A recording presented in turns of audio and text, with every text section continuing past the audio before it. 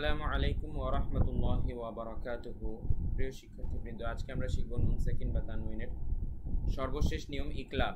এর আগে আমরা ইজহার, ইকফা এবং ইদগাম শিখে এসেছি। এখন আমরা শিখব ইকলাব। তো দেখুন, 4 নিয়মের মধ্যে এটিও একটি। ইকলাবের হরফ মাত্র একটি, এটা মনে রাখা সবচেয়ে সহজ।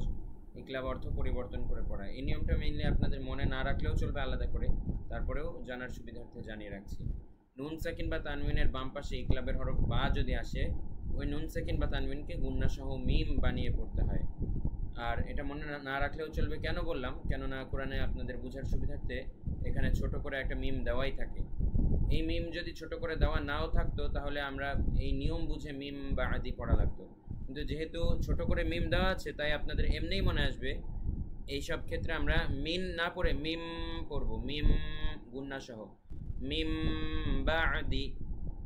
জাস্ট এটা মনে রাখেন সামারি, যে এরকম ছোট মিম যদি থাকে নুন সাকিনের উপরে ছোট করে, তাহলে মিন না বলে আমরা মিম এরকম বলবো, ঠিক আছে, গুন্না সহ, মিম বাদি।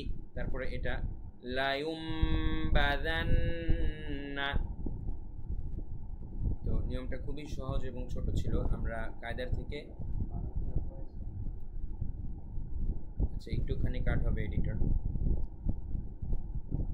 তো আমি এখন আবার বানান সহ বলে দিচ্ছি, দেখুন, মিম নুন জেরে মিন।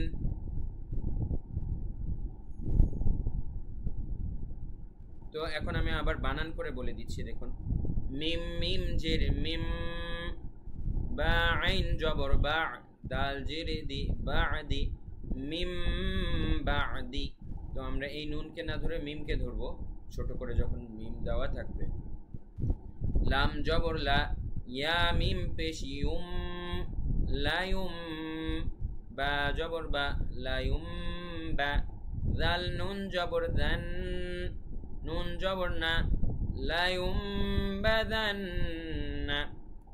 তো আমরা কায়দার থেকে এগুলোর আরো বিস্তারিত প্রয়োগ দেখতে পাবো ইনশাআল্লাহ।